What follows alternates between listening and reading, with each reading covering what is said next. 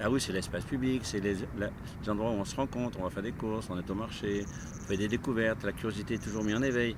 Mais c'est un espace scénique, aléatoire, c'est-à-dire qu'on l'invente en l'utilisant. Et finalement, dans nos villes européennes qui ont des centres un peu moyenâgeux, qui ont gardé un petit peu leur tradition de pavés, de fontaines, d'arbres, comme si le bien-être était derrière nous, ben avec le théâtre de rue, on met le bien-être aujourd'hui.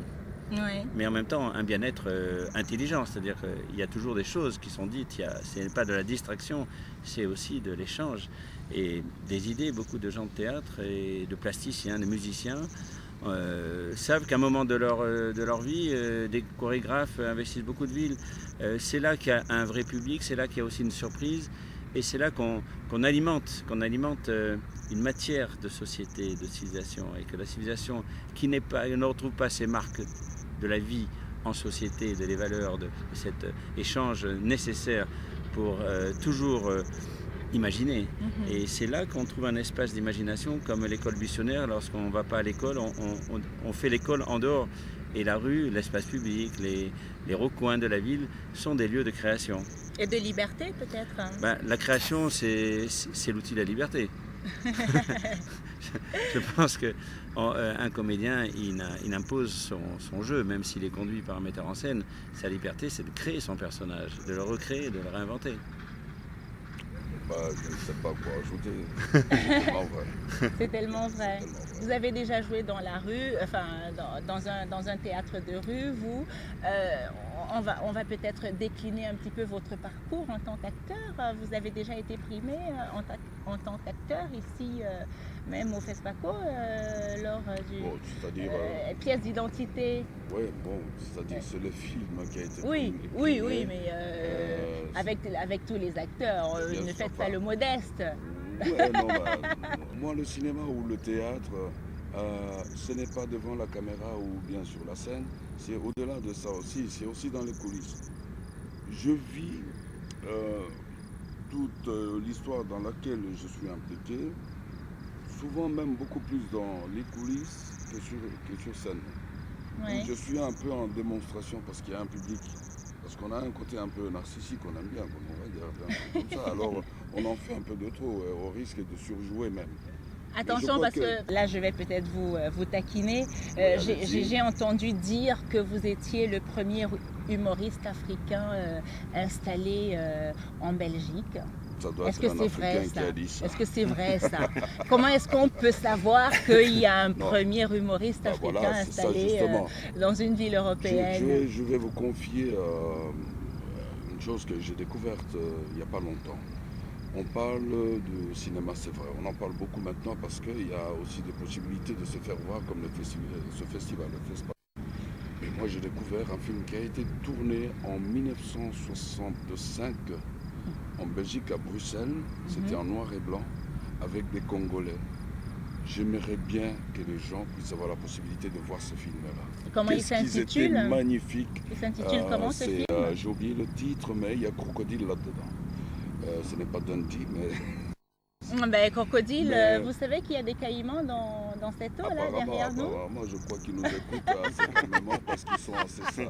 Ça vous fait peur, Jean Digne? Non, mais je pense qu'ils vont s'endormir, alors nous on reste éveillés grâce à vous. Non, mais ce qu'il faut peut-être dire, ce film que j'ai vu, qu'est-ce que ça jouait bien. Oui. J'ai envie que les acteurs d'aujourd'hui voient que à cette époque-là, les gens avaient déjà compris ce que c'est tourner un film et être dans un film qui est tourné. Donc, et je vois le comportement de tout ce monde-là qui m'avait l'air tout à fait naturel, mais je crois qu'il y avait derrière tout ça un vrai travail. Parce qu'on a souvent l'erreur de dire ou de penser que oui, les Africains, ils sont naturels. Non, c'est pas vrai. Ils ont ça dans le sang, voilà, comme la danse, comme la tchatch, comme oui, tout mais ça. Je prends Donc vous êtes contre ces idéologies-là. Je prends une danse comme le tango que je trouve magnifique, mais qui est d'une beauté. Mettez un Africain demandez-lui de danser le tango sur le rythme du tango, mais il aura des difficultés. Mais nous, on a des danses qui sont un peu plus explosives, ça c'est vrai. Alors on se fait remarquer. La valse qui est magnifique, mais il y a des gens qui maîtrisent cela, nous maîtrisons certaines choses aussi, certains pas de danse.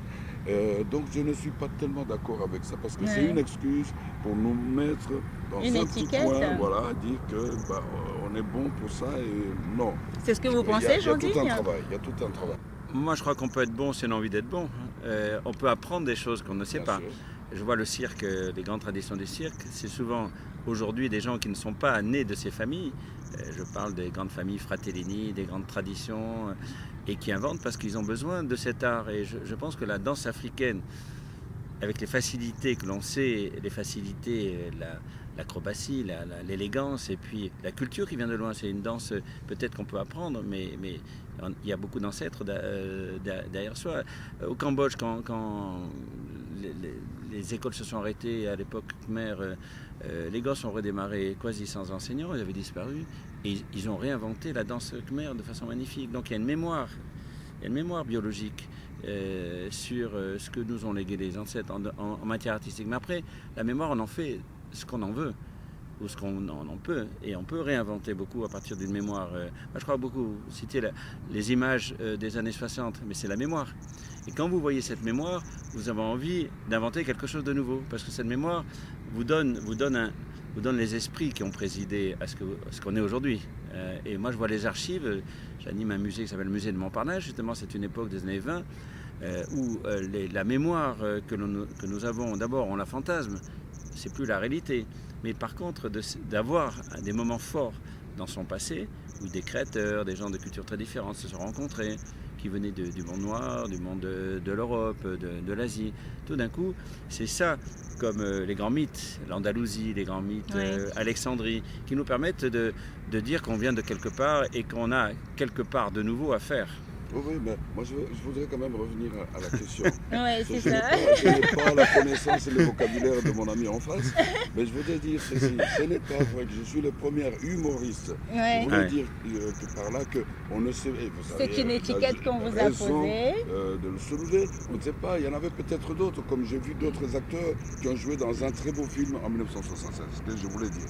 Et maintenant, je suis passé dans un festival qui est très connu en Belgique, qui était à sa 4e édition, et j'ai eu le Grand Prix, avec d'ailleurs quelqu'un qu'on connaît très bien ici au Burkina, puisqu'il ne s'agit de personne d'autre que le directeur d'Africalia, M. Popovic Mirko. On formait un duo, et on a eu un prix. Et ce prix nous a amené à jouer plus de 300 fois en très peu de temps. On était même effrayés, on était en France, en Suisse, au Canada, voilà. Donc ça, c'était un peu plus visible. Alors on a parlé de moi en ces termes-là. Mais je ne D'accord. crois pas que je sois le premier humoriste